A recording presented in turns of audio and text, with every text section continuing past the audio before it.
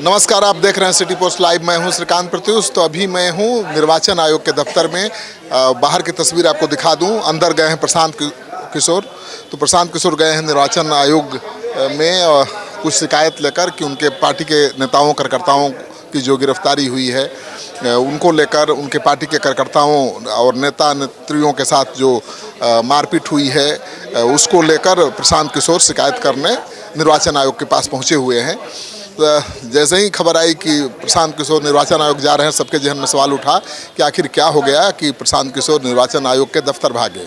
तो निर्वाचन आयोग के दफ्तर आए हैं और सूत्र बता रहे हैं कि अपनी पार्टी के नेताओं कार्यकर्ताओं की गिरफ्तारी, उनके साथ मतदान केंद्रों पर हुए अभद्र व्यवहार की शिकायत करने यहाँ पर प्रशांत किशोर पहुँचे हैं। मतलब कई ऐसे उनके पार्टी के नेता कार्यकर्ता हैं, शायद अभी तक उनको प्रशासन ने, पुलिस ने छोड़ा नहीं है, इसलिए शिकायत करने पहुँचे होंगे या फिर कुछ मैसेज देना चाहते होंगे।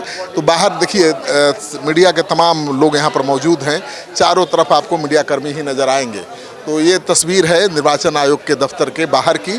प्रशांत किशोर अंदर हैं 15 मिनट से। थोड़ी देर में बाहर निकलेंगे तो हम पूछेंगे कि क्या शिकायत उन्होंने की है निर्वाचन आयोग से और अपनी जीत को लेकर क्या उनका कहना है। क्योंकि अब चुनाव नतीजा सामने आया नहीं है और आरजेडी के खिलाफ कांग्रेस ने मोर्चा खोल दिया है।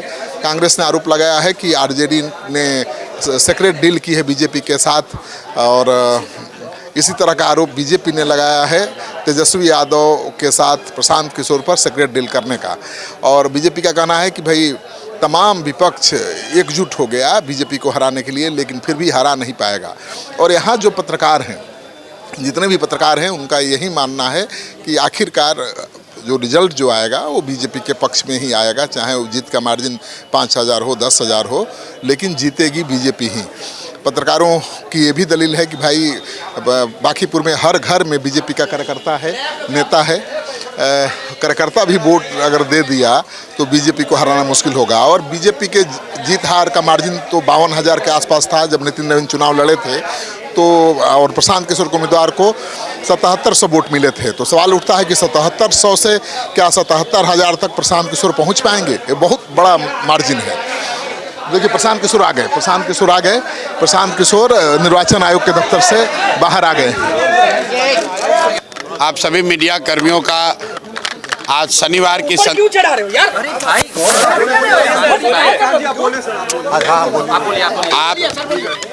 आप सभी मीडिया कर्मियों का आज शनिवार की संध्या को यहाँ इलेक्शन कमीशन में आने के लिए बहुत बहुत धन्यवाद।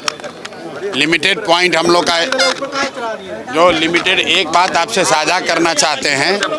अभी हम लोग अपने सभी वरीय साथियों के साथ मुख्य निर्वाची पदाधिकारी जी से मिले हैं और उनको जो पिछले 3 दिन में पुलिसिया कार्रवाई हुई है, जो पुलिस ने सत्तारूढ़ दल के साथ मिलके इलेक्शन को प्रभावित करने की कोशिश करी है, मतदाताओं को डराने का, धमकाने का प्रयास हुआ है और जिस तरीके का पुलिस से मिलकर जो यहाँ पर आपराधिक तत्वों ने जिस तरह की गुंडागर्दी की है, जिसको पूरे पटना, बांकीपुर और बिहार की जनता ने देखा है, उसके खिलाफ हम लोगों ने पटना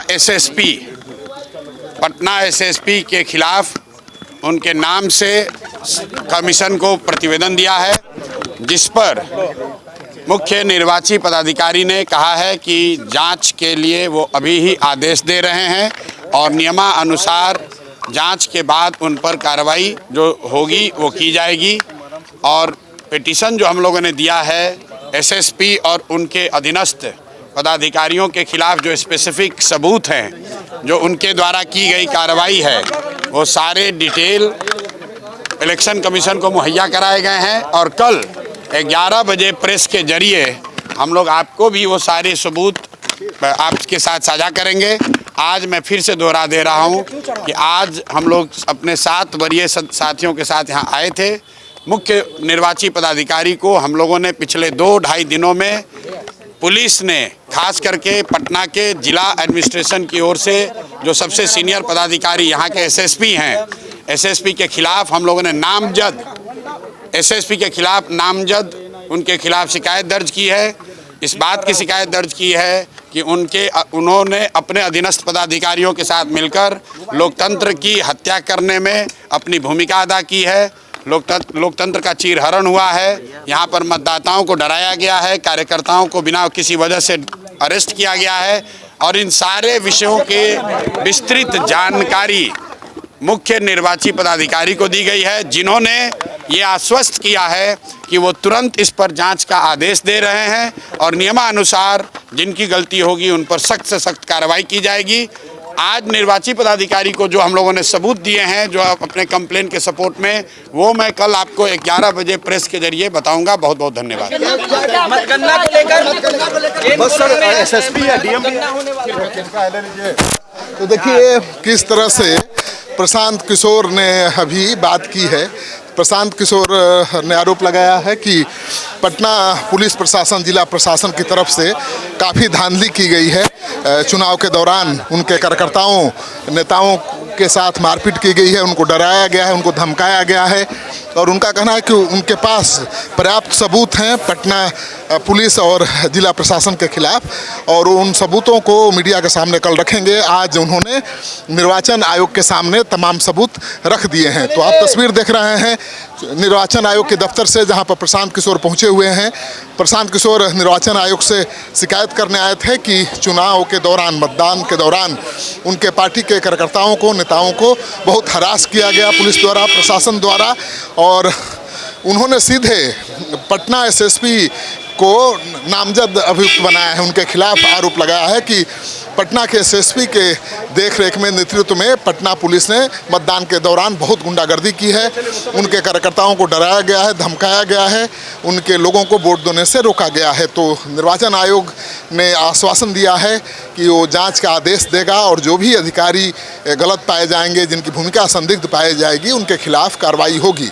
तो हम चुनाव निर्वाचन आयोग के दफ्तर से सीधी तस्वीर दिखा रहे हैं जहां पर प्रशांत किशोर पहुंचे हुए हैं। तो प्रशांत किशोर कल मीडिया के सामने भी आएंगे, प्रेस कॉन्फ्रेंस भी करेंगे और वो सबूत मीडिया के सामने रखेंगे जिससे साबित हो कि पटना पुलिस ने पक्षपात पूर्ण रवैया अपनाया है। मतदान के दिन उनके पार्टी के नेताओं, कार्यकर्ताओं के साथ बहुत बुरा बर्ताव किया है। अब ये देखना दिलचस्प है कि चुनाव आयोग, निर्वाचन आयोग ने आश्वस्त किया है कि वो जांच का आदेश देंगे और दोषी अधिकारियों के खिलाफ कार्रवाई करेंगे। तो ये देखना दिलचस्प है कि क्या निर्वाचन आयोग की टीम जो जांच करेगी उसमें कौन दोषी पाया जाता है और क्या कार्रवाई होता है। तो देखिए प्रशांत किशोर अब निर्वाचन आयोग से शिकायत करने के बाद सीधे आगे बढ़ रहे हैं। तो हम तस्वीर दिखा रहे हैं निर्वाचन आयोग के दफ्तर से।